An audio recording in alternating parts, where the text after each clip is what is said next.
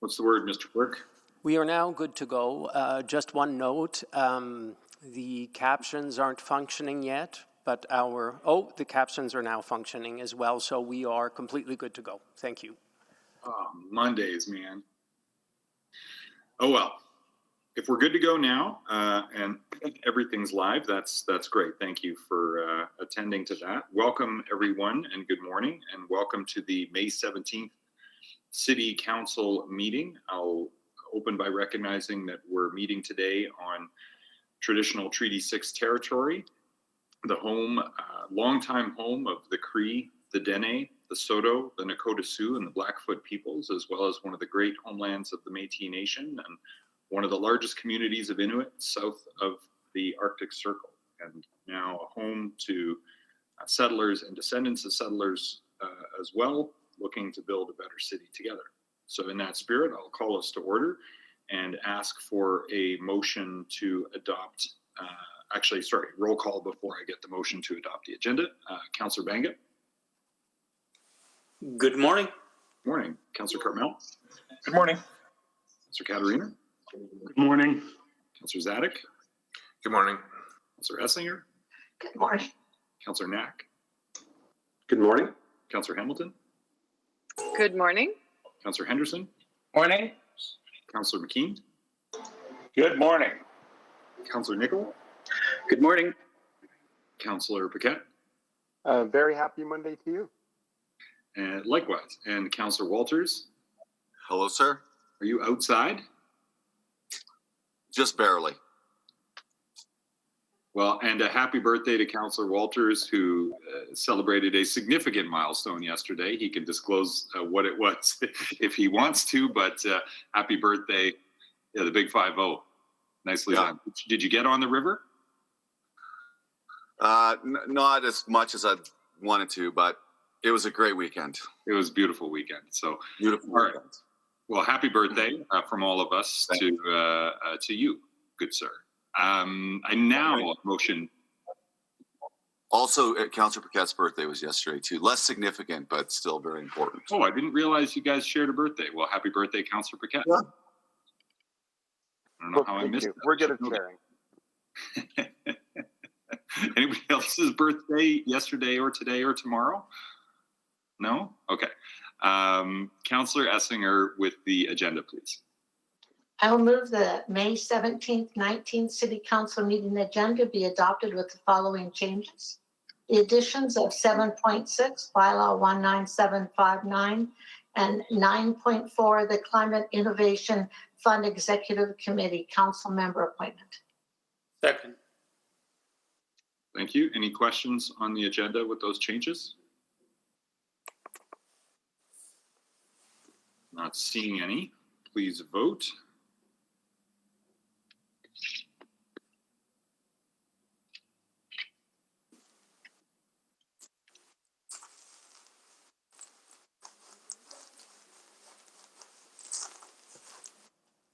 Mr. Chair, if I could just get your vote, please, and then we have all the votes. I'm a yes. I must be in the wrong meeting. Oh, yeah, I'm in the wrong meeting. Thank you. I will now get to the right meeting. Please display the vote. And that is carried unanimously. The minutes, Councillor Knack. Thank you, Mr. Mayor. I'll move the adoption of the minutes from the May 3rd, 2021 City Council meeting, the May 5th, 2021 City Council non-regular meeting, the May 6th, 7th, 2021 City Council City Auditor Recruitment Committee, and the May 11th, 2021 Special City Council meeting. Thank you. Seconded by Councillor McKean. Any questions, concerns, or errors or omissions? Not seeing any. Please vote.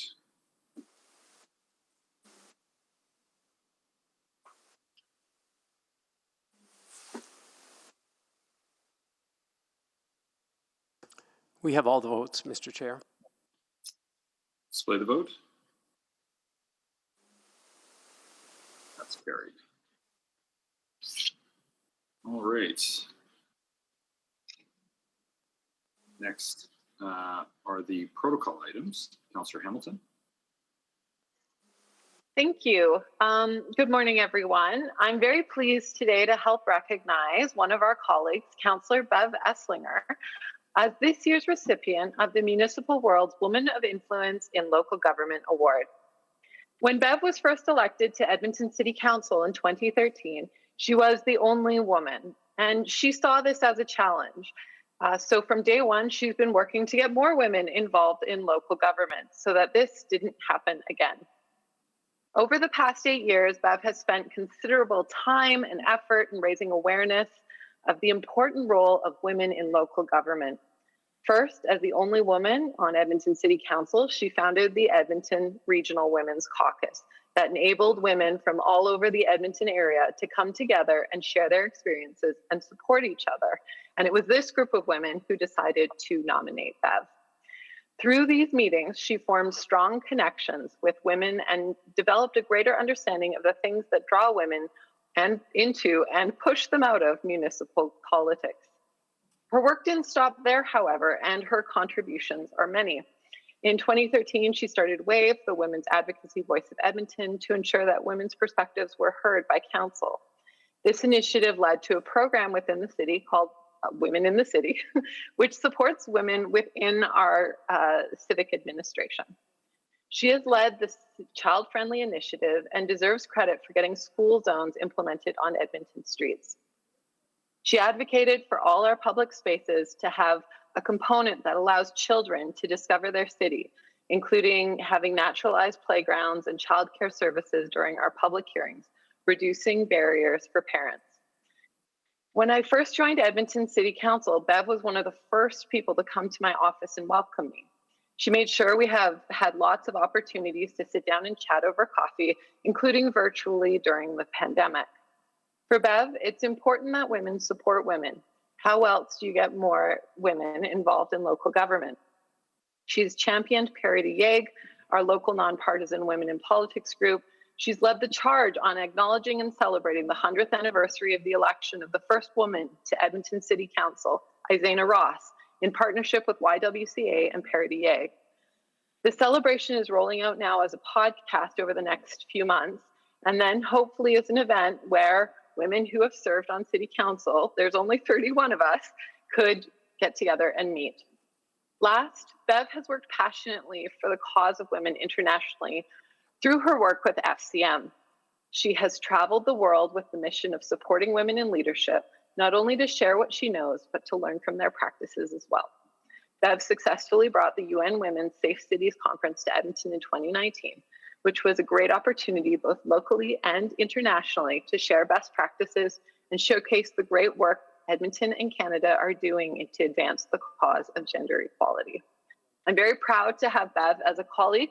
She in many ways highlights the best of women in leadership. She looks for opportunities to do better and holds us all accountable.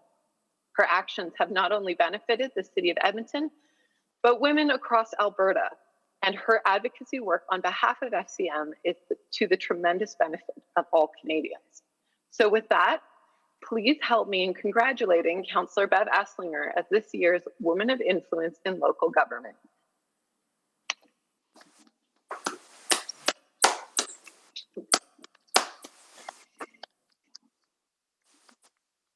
Congratulations, Councillor Esslinger. Very well deserved and a wonderful reflection on our community, but 100% earned by you. So we're really proud of you, Bev. Well done.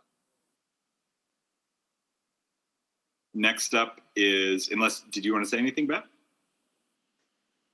Just to say thank you. The work that we do, we don't do in silos, we do it together. So on behalf of all of you, thank you for your support over the years. And I look forward to continuing to serve in these roles. Thank you. Thank you. Now, next up, I have two back-to-back from Councillor McKean. Over to you. Thank you very much, Mr. Mayor, and let me offer my congratulations to Bev as well. What a wonderful colleague she has been. So I have the privilege today of talking about an organization celebrating 50 years in our city. So 50 years ago, a small group of dedicated Edmontonians came together to fill a gap to help those in need. Founded in 1971, the Boyle Street Co-op began in the Windsor Rooms Hotel on 96th Street with 5 paid staff and a commitment to help empower those experiencing homelessness, mental illness, and substance use issues. Since that time, Boyle Street has remained an integral part of Edmonton's inner city community and a constant ally to those experiencing homelessness and poverty. Their staff and volunteers have spent their lives putting their hearts and minds to work to improve the situation for Boyle Street community members by fighting tirelessly against racism, advocating for women, children, and families who had found themselves in tough times. And while the years have not always been easy for Boyle Street, through each challenge, they focused first and foremost on their community members and how they could best support their needs. At every turn, Boyle Street has remained singularly focused on their goal to eradicate stigma, uplift community members, and connect individuals to services that could transform their lives. In 1986, Boyle Street's third location was opened, and it included a mental health unit, as well as Needleworks, which is a needle exchange program that blazed the trail for harm reduction programs we know today. And when volunteers and staff recognized the lack of youth supports in our city, they established outreach, employment, and educational programs that help kids off the street, away from abusive situations, and help set them up for success. Today, we know Boyle Street is the bright blue building located just around the corner from City Hall, but their work goes well beyond those walls. Boyle Street is woven into the fabric of our community. Their outreach spans the city and includes numerous important partnerships with fellow agencies and service providers that makes our city a much stronger and more compassionate place. One impressive example is their partnership with ATB Financial that saw them open Four Directions Financial Bank, a first-of-its-kind bank that makes financial services accessible to everyone. They've established winter warming protocols that keep people safe during our coldest month, the group living program that helps to reunite children with child welfare status with their families, the Downtown Proud program that provides life-changing opportunities for community members who face barriers to employment, and so much more. Their mission is to end chronic homelessness, and they are currently providing more than 40 programs across 13 locations in the city. Think of all the lives impacted because of Boyle Street is truly humbling. We would not be the city we are today without their ongoing dedication and commitment to service. So I sincerely applaud Boyle Street and all their staff and volunteers for the outstanding work they have done and continue to do, regardless of the challenges they are facing, such as a pandemic. I would like to take this opportunity to recognize a number of Boyle Street staff who are joining us today. And if I blow the pronunciation, well, grab me someday and correct me. Jordan Reiniger, Krista Fitzgerald, Freya Hammond Thrasher, Lena Meadows, Aubrey Redmond, and James Ria Bagambi. Thank you all for all you do for our community and have done for 50 years. And now I would like to invite Jordan Reiniger, Boyle Street's Executive Director, to say a few words. Jordan? Thank you, Scott. On behalf of Krista and I, Krista's our Deputy ED, I just wanted to start out by saying you don't go from a handful of staff in an old hotel, which, by the way, was donated by the city. The space was donated by the city back 50 years ago, to now an organization of over 500 people. Without some key partnerships, and just want to thank and acknowledge the City of Edmonton for your partnership through the years. City Council, Mayor Iveson, and the administration have been real great supporters of Boyle Street. Special thanks to Scott McKean for all the support through the years and some really honest conversations sometimes as well. Councillor Paquette for all your support for the work we're doing in Northeast Edmonton with our partners in the C5, and many more who have contributed in big and small ways to the Boyle Street over the years.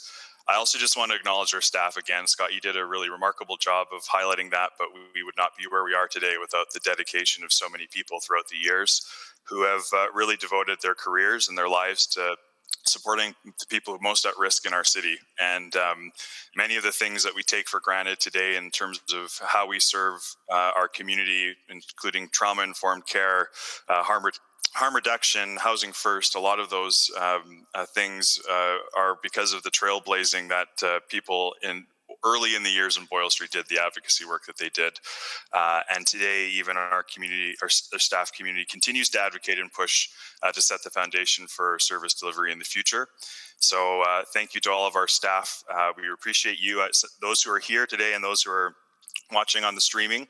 And lastly, I just want to say, as Scott mentioned, our mission is to end chronic homelessness. So we're here today to acknowledge our 50th anniversary. I hope in the future we'll be here together to celebrate together the achievement of that mission and to set the course for a different future for Boyle Street. So thank you very much for the opportunity and for the acknowledgement today. Jordan, thank you for those wonderful words. And I wonder if everybody would just join me in giving some applause to celebrate 50 years of Boyle Street. Woo. Wonderful job, guys. And now I have the privilege, Mr. Mayor, as you know, to do another protocol item, which is in many ways related, but different, but similar. This year, as we all know, has been undeniably challenging. We've seen again and again during this pandemic that those in our community most impacted are our most vulnerable neighbors. The experience of homelessness is difficult. It can be dangerous at the best of times. But with the added complications of COVID-19, it can be nearly impossible to access the supports needed to survive. The city remains committed to ending homelessness. As we just heard, so is Boyle Street Community Services. And in March, we were fortunate to see a bright light with the opening of the Sakita Kikinau facility in the historic Stouffville Block building. Sakita Kikinau, Cree for House of Love, opened March 9th as flexible housing for female identifying individuals who are experiencing homelessness and poverty in Edmonton. This facility offers 30 housing units, programming, and 24/7 on-site workers to support residents. Sakita Kikinau goes beyond short-term housing and provides intervention services in a safe space where individuals can stay as long as they need before transitioning into long-term housing. This is a game changer for Edmonton and for female identifying Edmontonians who are experiencing homelessness. There are already limited options for safe housing specific to women, and COVID-19 only made the situation more complicated. So this opens the door for many. And this was made possible by the Pope family and their real estate development company, Gather Company, who partnered with Boyle Street Community Services and IKEA to transform this historic building, the Stovall Block. Gather Company was founded by Kelly Pope in 1998 and is focused on downtown real estate since, like the Mercer Building. Kelly has played a significant role in transforming many of Edmonton's historic buildings and moving the downtown core forward. Now with his son Devin and daughter Lara by his side, they share a passion for reshaping Edmonton's downtown by providing unique spaces to build interest and cultivate community. To make Sakita Kikinau a reality, Gather Company purchased and renovated Stovall Block, a 3-story building built in 1912, located just down the street from City Hall, and signed a lease with Boyle Street Community Services for the top 2 floors of the building. IKEA got on board and donated a portion of the furniture for the building. Boyle Street is now managing this space and providing programming. I said it earlier, but it's worth repeating. This is truly a game changer for a city and the women who live here. I would also say that it is emblematic and symbolic of the passion and compassion that we see in so many business leaders in our private sector who just want to help on this homelessness issue. We know that Housing First works. And now we have more safe spaces that can serve an already underserved population. I want to extend my heartfelt thanks to Kelly, Devin, and Laura Pope and Gather Company for having a vision for our city that ensures all Edmontonians are included and cared for. And I want to thank you for acting on that vision in a meaningful way that will create a lasting impact on the lives of so many people. I know we talk a lot about being city builders and how we are all responsible for making Edmonton into the type of city we're proud of. But it's moments like this where caring individuals and businesses come together to partner with our community services that we really understand what is possible when we work together. So from council and from all Edmontonians, thank you to the Popes for your investment in our community. I'm certain that many lives will be touched and made better by your contribution. Now I'd like to invite Kelly Pope to say a few words. Thank you, Councillor McKean. We are very grateful for this recognition. Thank you to all of the City of Edmonton for really being our partners and helping us do what we do. We couldn't do it without you. We are honored to work with the Boyle Street, Jason Raniger. You've been tremendous to work with, and we're really excited to give back to our community. Thank you. Thank you. And a special thanks to my dad for doing what he does and giving back to the community. Yeah, thank you. Thanks for those words, and thanks to your dad as well. And I'm hoping everybody will join me in a virtual recognition and applause for the Popes and Gather Company and Boyle Street in this one too. Thank you. Mr. Mayor, I will turn it back to you. Thank you very much. Thank you very much, Councillor McKean, for both of those recognitions. Happy birthday, Boyle Street. I did not know you were precisely the same age as Mike Walters, but now we know. So, and to the Popes, congratulations. That's just a fantastic leadership. And so just really well done, well-deserved recognition. Appreciate all that leadership. And thank you for highlighting that, Councillor McKean. Now, last but not least this morning, I have the honor of recognizing and thanking an exceptionally talented Edmontonian. Since 2005, the city has been entrusting artists to observe and reflect on our lives through highs and lows of our city, and also to tell the story of our people through poetry. As an ambassador for the literary arts, our poets laureate take the movement, energy, and hard truths of our city, and they present them back to us. Nisha Patel has been Edmonton's 8th poet laureate, and she has been stunning us and the world with her powerfully crafted verses for the last 2 years. Now, for those of you who may be less familiar, Nisha is an award-winning Indo-Canadian poet and artist who's performed for audiences across Canada and around the world, in cities as far away as Berlin, Glasgow, and Seoul.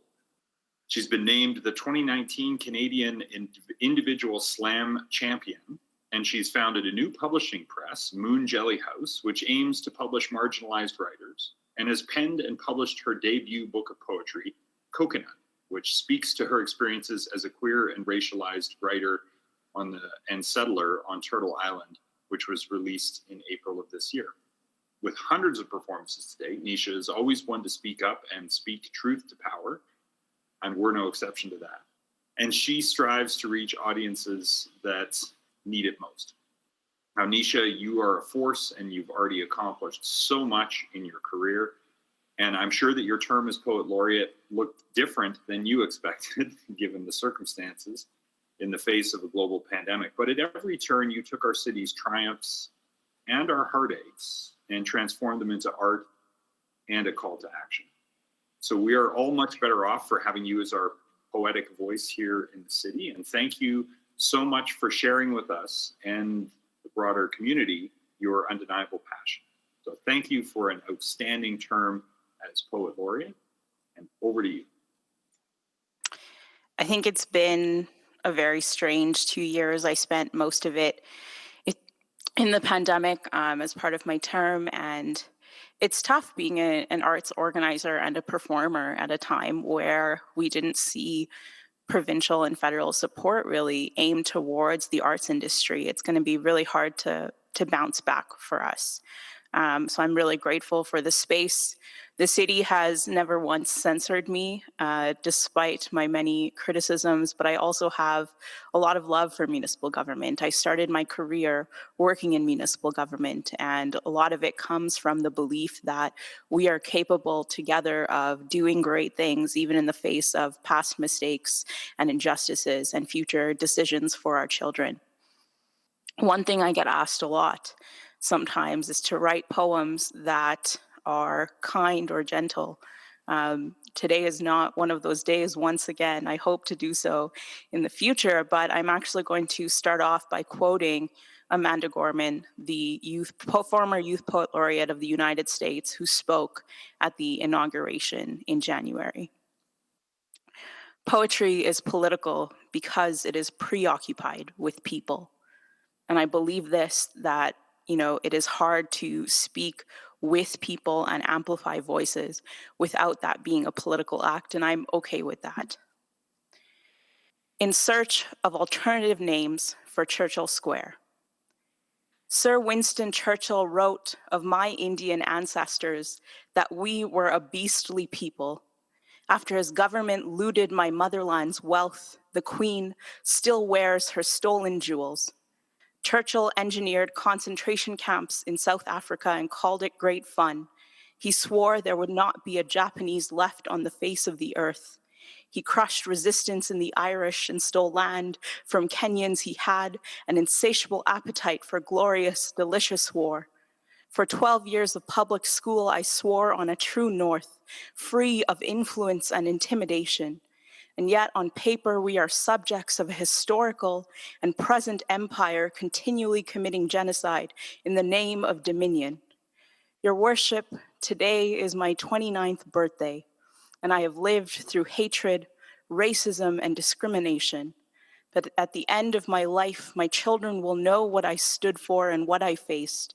They will fight for no one to endure historical and present denigration. At the age of 29, Lillian Shirt raised a teepee in view of the mayor's office on treaty land and lived there for 12 whole days. She protested anti-Indigenous prejudice in the very place we hold candlelight vigils that should burn in an endless blaze. Winston wrote that he did not admit that a great wrong had been done to the Red Indians. To Churchill, we gave sainthood and Nobel laureateship, and to Lillian, we denied housing and cemented meridians. Churchill gassed Iraqis and called it humane. He praised Mussolini's hatred in the war against unions. Jerusalem erected a statue of Winston to celebrate his complicity in murderous nationalism. I think if we build statues at all, we should base it on kindergarten criteria. We should build them after people who were kind to others. We should make them out of Play-Doh in the likeness of feminist Cree mothers, so that we understand history is alive within the choices we make, and our ability to rectify mistakes is what makes us so human. To topple statues takes more courage than platforming warmongers. It is a necessity for living for justice. And maybe there are some of you who would say that he's gone. Let sleeping dogs lie and legacies be forgotten. I think to admit we were wrong is the harder choice to do what is right. And that is why it is the choice worth making. We are people who gather in the square for joy and tragedy alike. We sit under trees and split green onion cakes. We listen to the sounds of lifelong jazz musicians. We taste beer buds and crush ice and boba on hot days. 4 years after Sir Winston was erected, the Environmental Protection Act codified the requirements for the land's remediation. You see, with a growing knowledge of climate change and ecological collapse, we improved and rectified the system.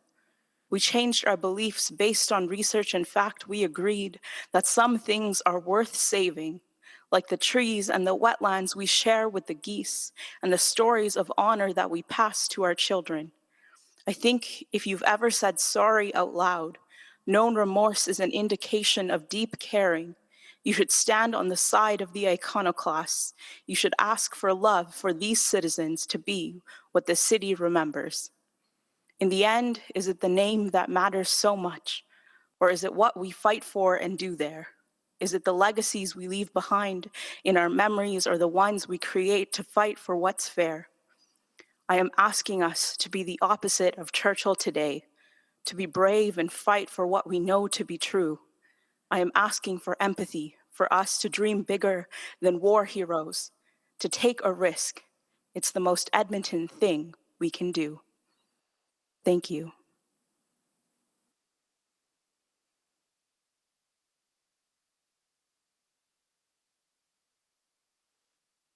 Well, thank you, Nisha, and happy birthday. Glad you could be here on this day. And thank you for never holding back. So those are the protocol items we have for this morning.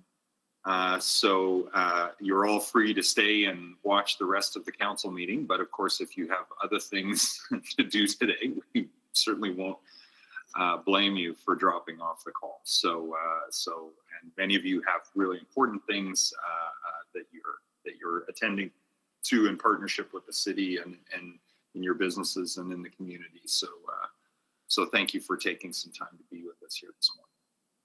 Okay, so now we will select items for debate.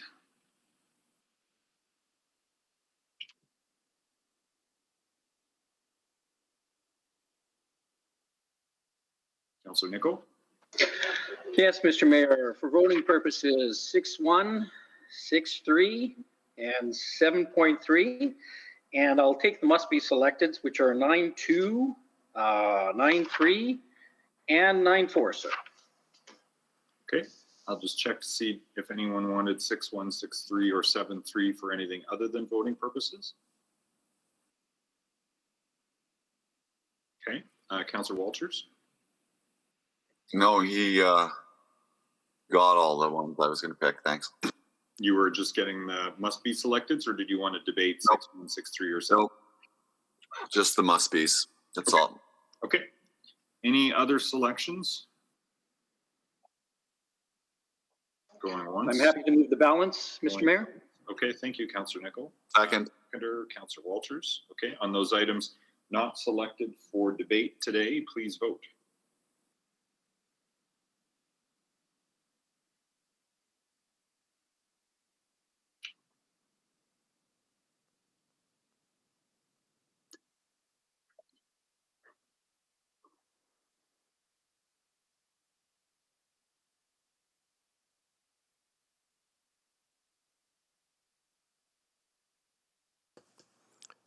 Thank you, Mr. Chair. We have all the votes except for Councillor Bangas.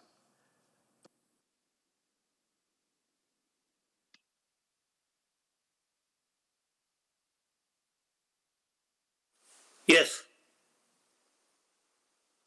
Thank you, Councillor Benga. Display the vote.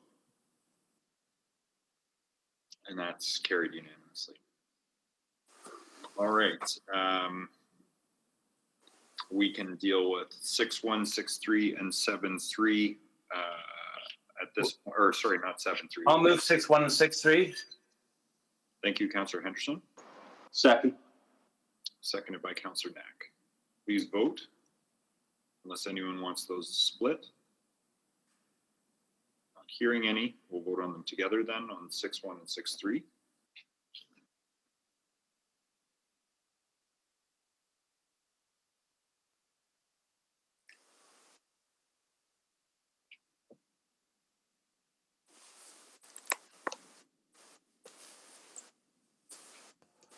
And Councillor Benga, if I could have your vote, please. Thank you. We have all the votes. Thank you. Display the vote, please. Carried 12-1. All right, let's do the bylaws then. And just noting 7-3 would be outside the omnibus. Councillor Caterina, go ahead. Do you want to take care of 7-3 first, or for voting? It's a recommendation, or do you want to do the others first? Actually, hold on just a sec. Did we have any requests to speak or requests for time specific? I don't think we did. That's correct, Mr. Mayor. Okay, then bylaws. Why don't we do 7-3 first, and then we'll do the omnibus second. And I've been asked to do the recommendation first, so if we could proceed in that order. Okay. Yeah. So I'll move the recommendation in 7.3. Second. Seconded by Councillor Henderson. Okay, on the recommendation in 7-3, which is around the zero emission bus program, please vote.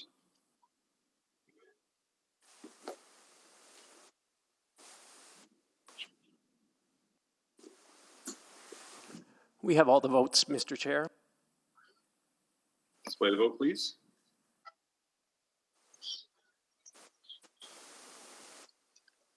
And Mr. Mayor, I'll move. Go ahead. I'll move second reading of 7.3. Second. Please vote on second reading.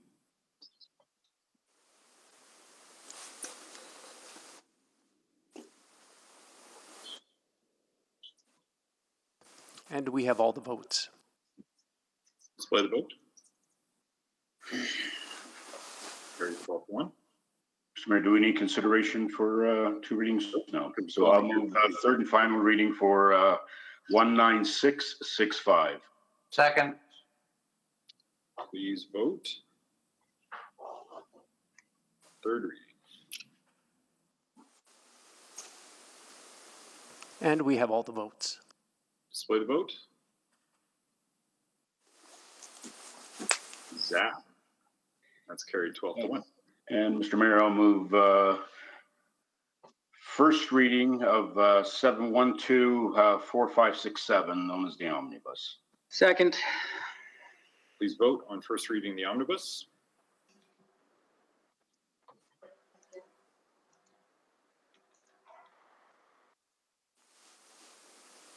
We have all the votes. Display the vote, please. Carried. I'll move second reading of the omnibus as stated. Second. Second reading, please vote.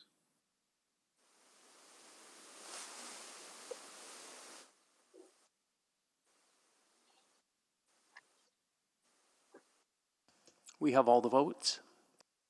Display the vote, please. Carried. I'll move consideration for third reading on the omnibus stated. Second. To allow third reading to proceed, please vote.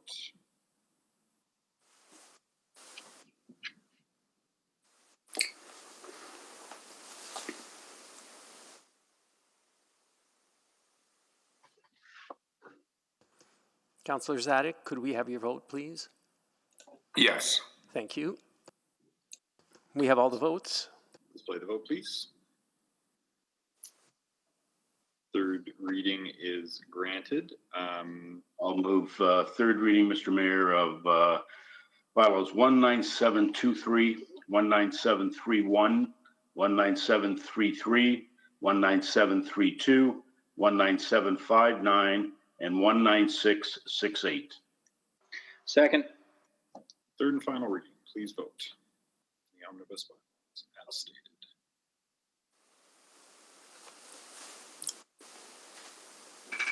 We have all the votes, Mr. Chair. Display the vote, please. Carried. We are cooking today. So we are now at motions pending. Councillor Walters. Wow. So this is essentially notice to get a report back to executive committee on the arrears associated with Procura, who's one of the larger POD developers in our city, and the request for council to support this, to allow them to make their case to executive committee at some time in the future. Many of their arrears are associated with pandemic related slowdown for their business. Sorry, Councillor, can you make the motion? Oh, I can. Good call. It is not, let me just grab it here. Sorry. Forgive me, Mr. Mayor. Do you leave it inside your house?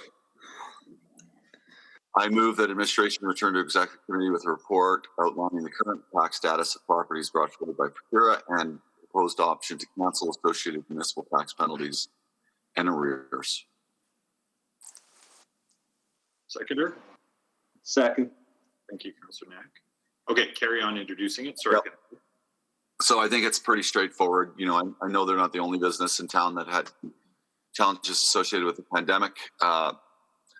I think the considerable investment they're making in Century Park in particular, I don't want that interrupted. So I hope that executive council and executive committee could give them an ear and have the report in front of them sometime in the near future. That's it. Thank you. So we're not waiving taxes or canceling arrears today. We're just getting a report on it and allowing them to make their case.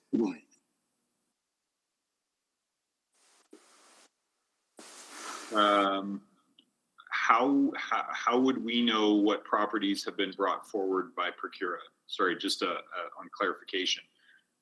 Is there a list or? Yes, this is what Mr. Szabo drafted.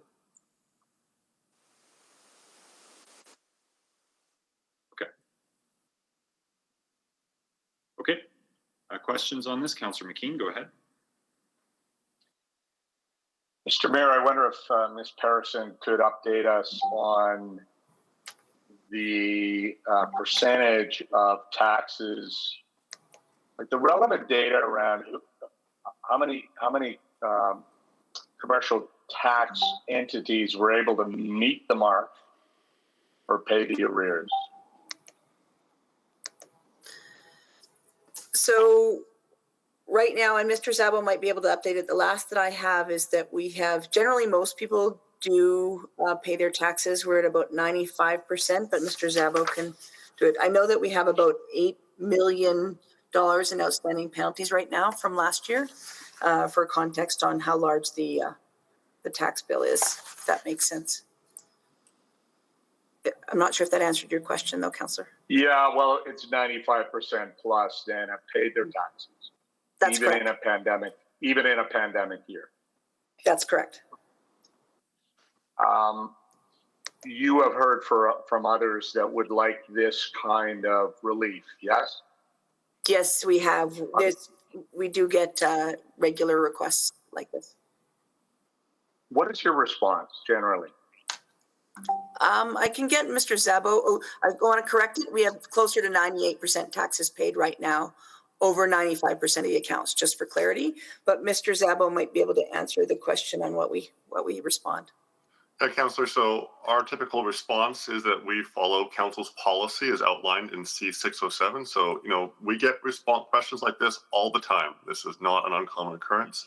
And so what we try to do is we try to be consistent and fair with all property owners. And to do that, we talked to council a few years ago to develop a consistent set of criteria under which forgiveness will be given. If they fall within those criteria, then we can do that administratively because council has delegated that authority. However, requests that are made because of financial distress is typically the argument that's included, has been explicitly denied by council within their policy. So we say no to all of those requests. Can you elaborate on that? The council's philosophy around financial duress? So, essentially, we're looking at just being fair to all property owners. As you mentioned, there are a number of property owners who have not paid their taxes at this time. You have to really question how it's fair to say some property owners will get cancellation on their penalties, others will not. And similarly, as you mentioned, Councillor, how is it fair to those property owners who paid on time and not to other property owners who haven't paid to get those cancellations? So we're trying to just be fair and equitable in terms of how we approach these things. And so if we were to consider arguments about financial situations that would require a lot more evidence from property owners, it's very subjective, and so we typically just don't delve into that area. So we just say no to all those requests.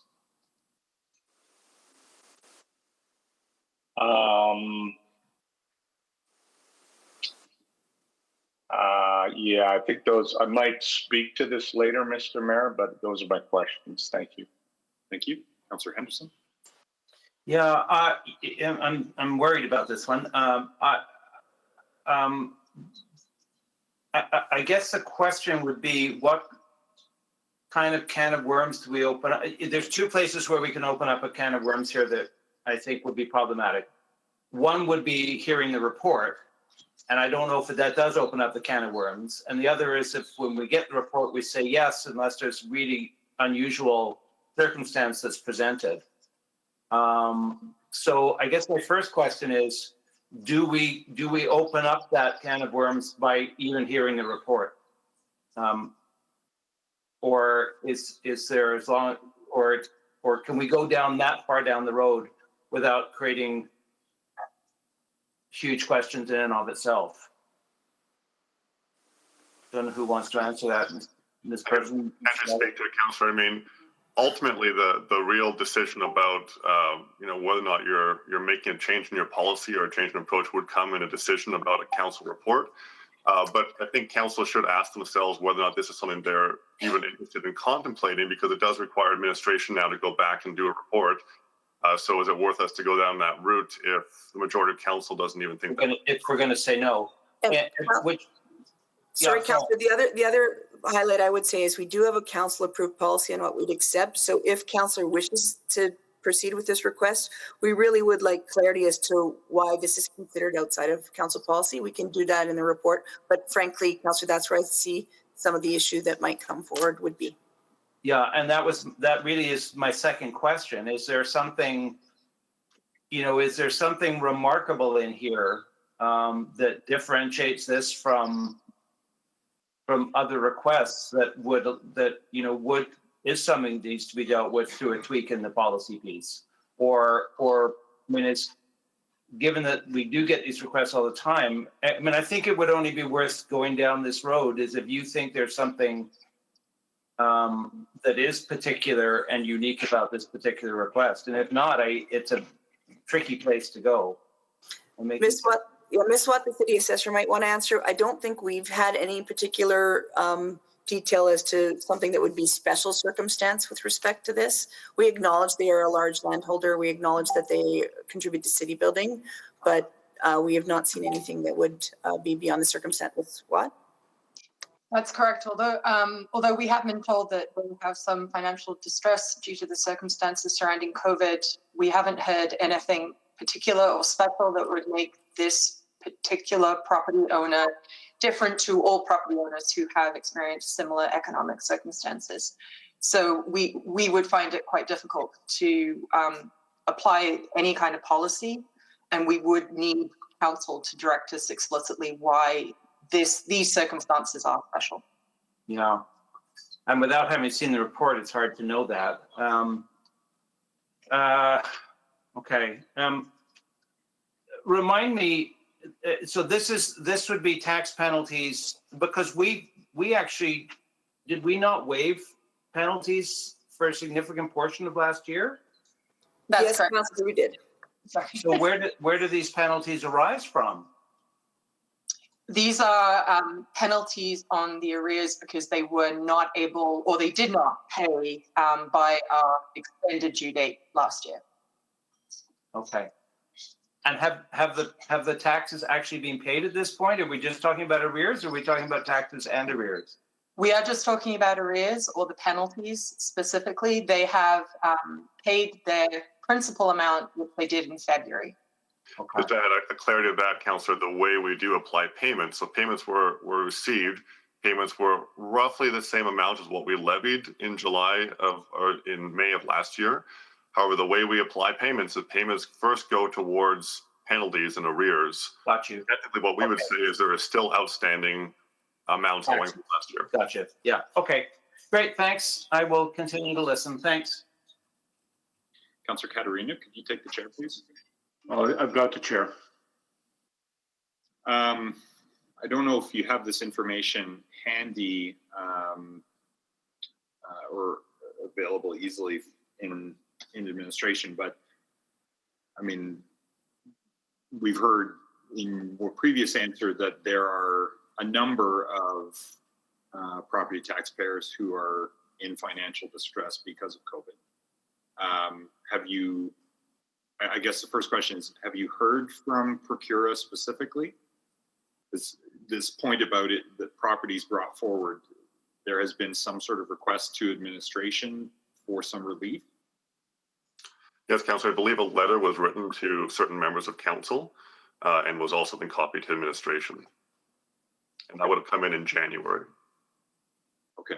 Have you received similar such requests from other taxpayers? Not of this size. I'm sure there have been other requests, but not that we've necessarily noted, at a higher level. So it would have come through normal channels, through 301, through our tax service center, and those kind of questions would have been given the answers that we provide in our scripts. And so and you mentioned there is a normal process for requesting relief and for making appeals. So under council policy C607, there are a list of acceptable areas where we provide tax relief through council's delegated authority.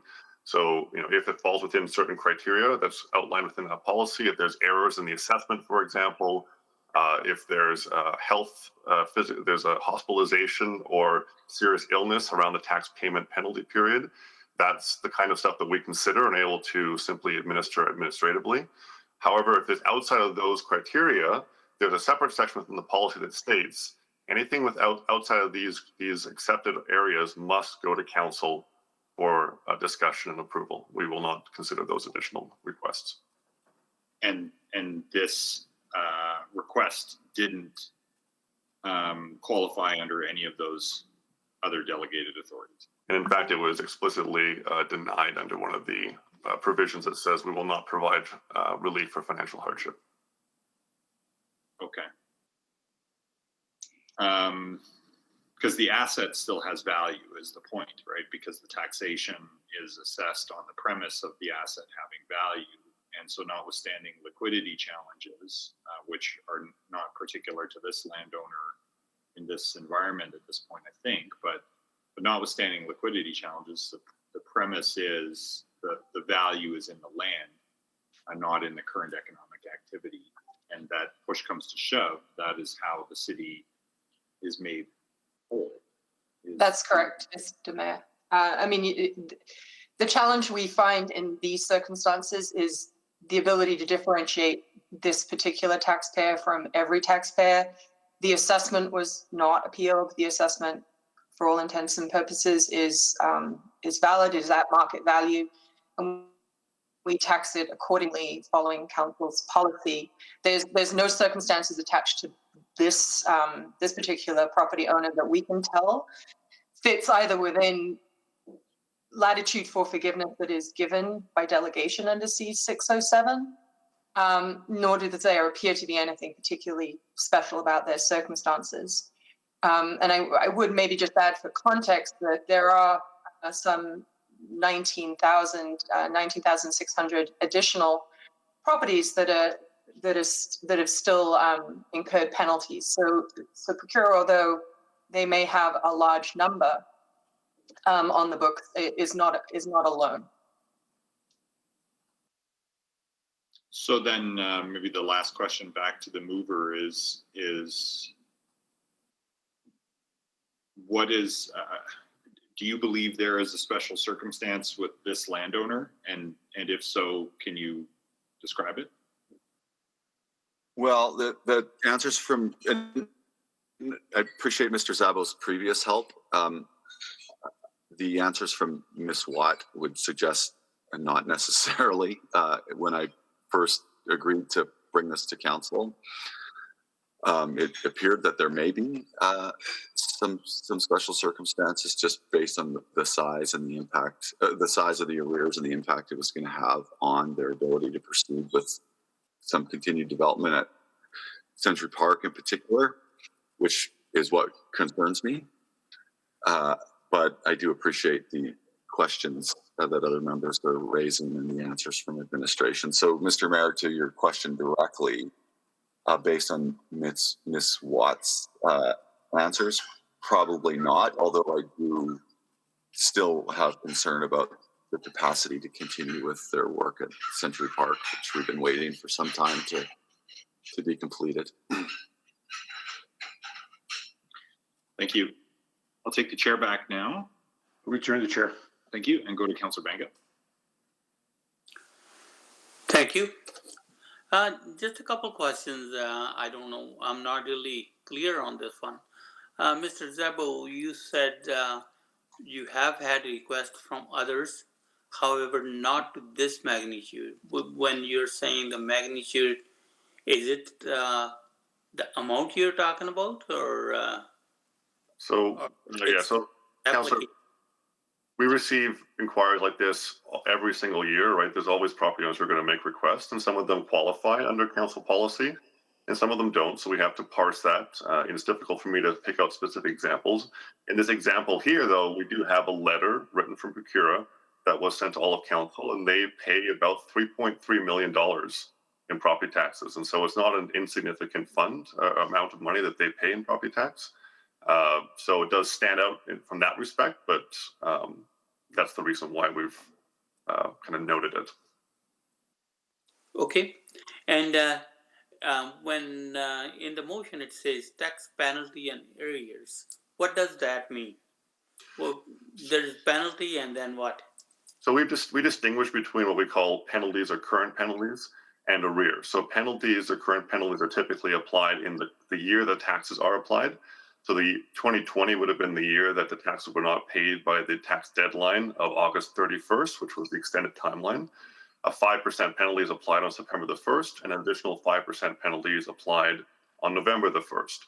At the end of the year, all that's outstanding gets compiled into one number, both penalties and outstanding of original tax levied amounts, and that becomes a new number called the arrears, the outstanding amount. From there, we calculate additional, what we call arrears penalties, starting in the new year, that are based off of the sum as of December 31st. Those penalties are not compounding, so they don't continue to apply penalties on penalties, but they will be based off of that arrears amount that was calculated as of December 31st at the end of 2020. Okay. And do we know the exact number now? So, I mean, that number will change every month. The amount that's currently outstanding, they did pay their principal, I believe it was in either late January or early February, roughly. So the outstanding that we have currently on the account is about $307,000. But if we wait another month, then that number will change as we apply additional arrears penalties on that amount. So could you give me a sense of what this, what the principle is and what the, I guess, the penalty forgiveness they're asking about? So effectively, Procure originally came forward, I believe it was in January, before they had made any payments, requesting that the penalties simply be waived and frozen so they wouldn't have to pay. They subsequently paid their principal and then requested that the penalties just be waived subsequently after that. Right now, we're just applying a 1.25% additional fee on whatever is outstanding as we move forward. Within their letter that they wrote, they cited financial hardship because of COVID. And so that's all we have, to the original kind of question about what is the reason. That's what we've been providing in the letter. We would have to go back to Procure and find out if there's anything more that they can provide to us in terms of reasoning. But that was the reason they provided in their letter. Okay. And this motion, only this property is before us because it's been brought forward by Councillor Waters, I suppose. That's correct, Councillor. In accordance with policy C607, if any forgiveness outside of policy C607 is to be considered, it must be made by motion from council. Thank you. Any other questions?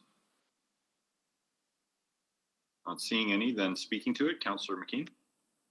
Thank you, Mr. Mayor. I will not be supporting the motion. Vehemently not supporting the motion. There are so many businesses in Edmonton that are struggling right now. But what we heard is 98% of them have fulfilled their tax responsibilities. And, we all get it. Property taxes in the midst of a pandemic, they suck.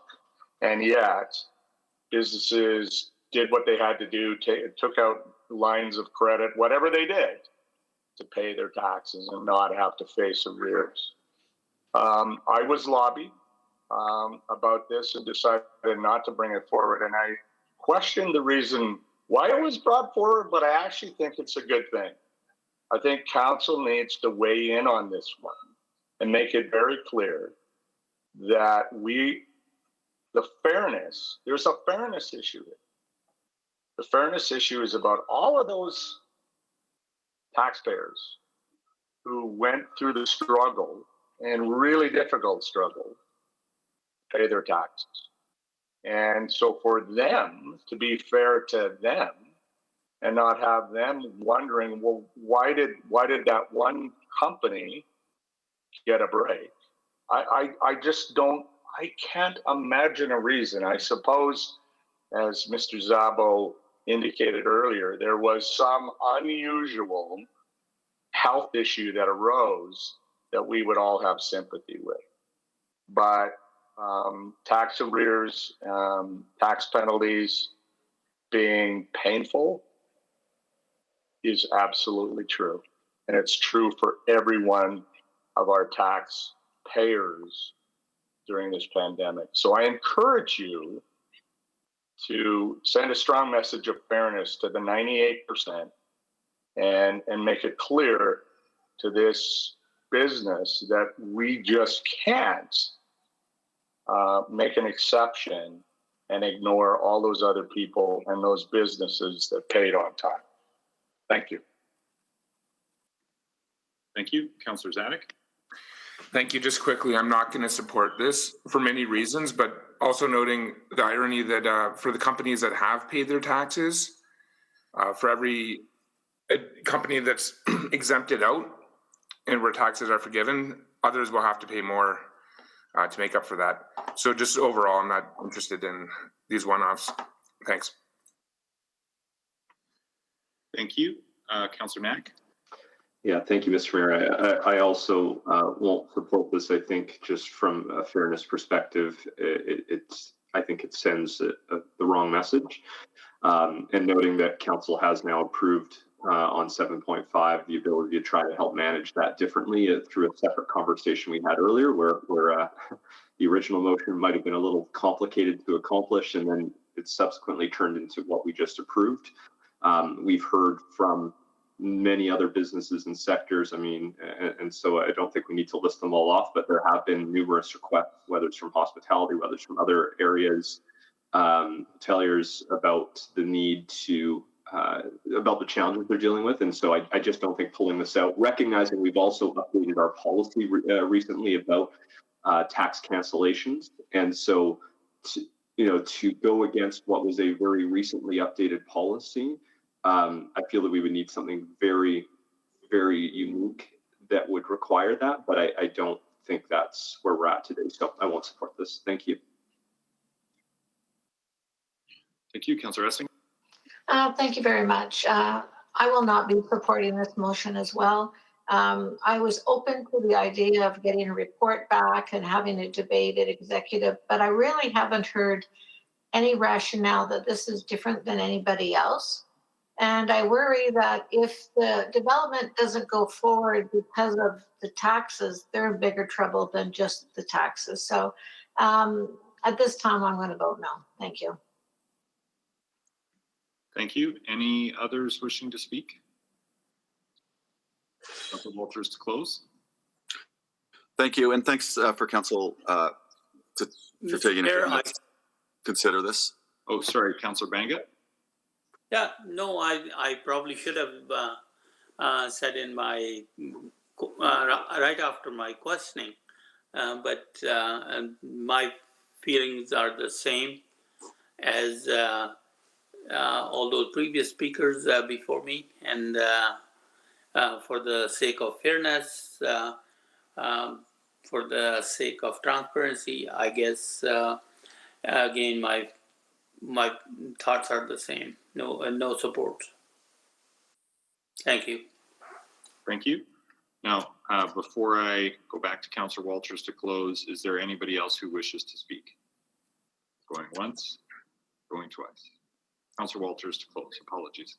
No problem. Thanks, Mr. Mayor, and thanks everybody for taking few minutes to discuss this. I won't say much more than I said. My whole 8 years here have worked with this developer and done everything I possibly could to support them in their development at Century Park, bending over backwards numerous times to make sure that development proceeded there after years of stalled activity. And there's lots of momentum there that I'm worried that could be interrupted. I'm hoping that it isn't, but I will continue to support this developer in this regard, even if it means my first 12-1 defeat as a member of Edmonton City Council. Thank you. Please vote.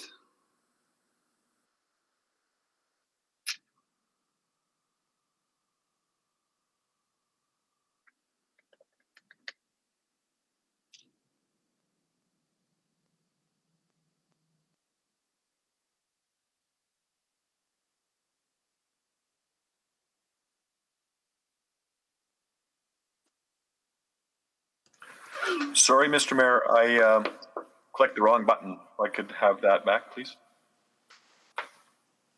If you click on the casted vote link, then it can come back up. You can still change it before it's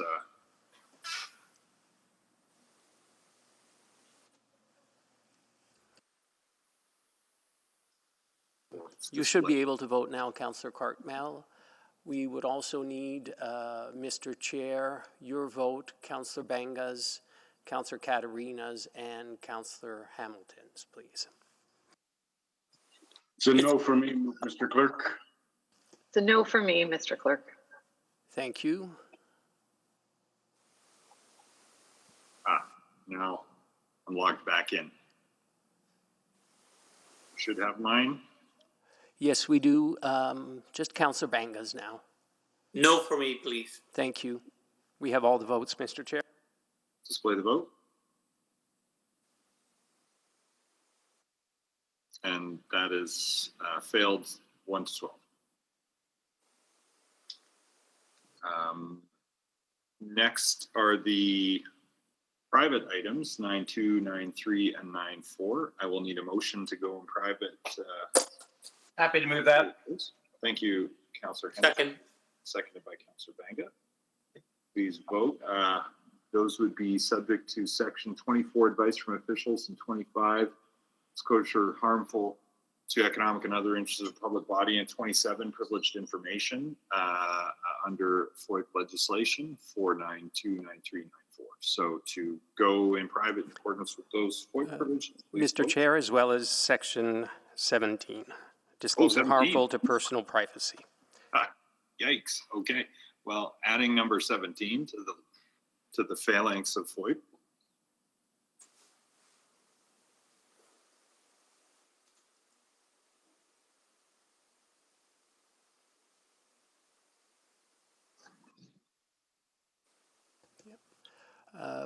Still a few votes missing, Mr. Chair. If we could have, thank you, Councillor Zadig.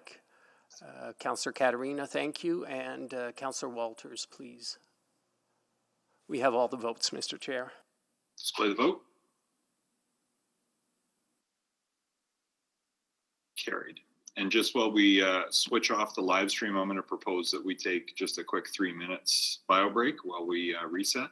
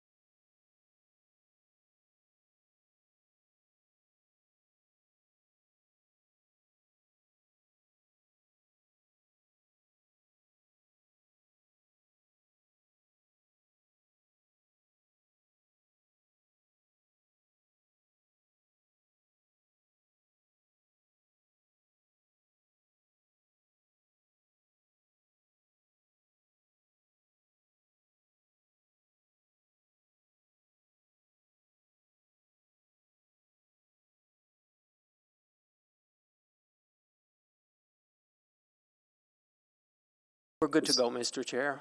Oh, okay. It's just putting my jacket back on here. So, all right. So on 9.2, which is receipt of information and keeping private subject to the relevant FOIP provisions, specifically 24 and 25. Someone want to move that? So moved. Thank you, Councilor McKean. Second. Seconded by Councilor Carbonell. Please vote on receipt for information and keeping private of 9.2.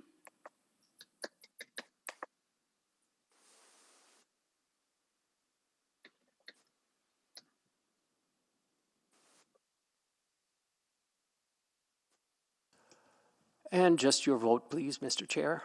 I'm a yes. Thank you. We have all the votes. Display the vote. Carried. And can I get, I should just double check. Can I get a motion to extend orders to complete the business here? So moved. Thank you, Councilor. Second. Seconded by Councilor Essinger, I think. I'll just seek unanimous consent on change to the orders. Any objection? Seeing any, we should be quick, but just so we don't mile out. Okay, on 9.3, appointments, Councilor Walters. Thanks. Is the motion somewhere? Oh, I'll move that Andrew Knack be appointed to the Edmonton Metro Region Board Governance and Human Resources Committee. That Councillor Banga be appointed to the Edmonton Metro Region Board Governance Committee as the alternate. Thank you. I'll second that. Please vote on the appointments in 9.3.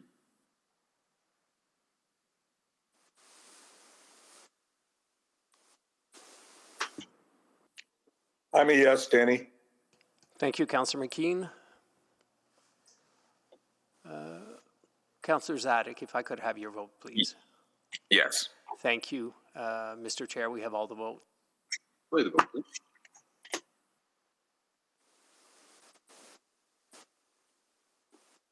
Carried unanimously. And then under 9.4, Henderson. I will move that Councillor Paquette be appointed to the Climate Innovation Fund Executive Committee as the representative for the City of Edmonton, and that the May 17th, 2021 Office of the City Clerk report, OCC 0648, remain private pursuant to Section 17, disclosure harmful to personal privacy, and 24, advice from officials of the Freedom of Information and Protection of Privacy Act.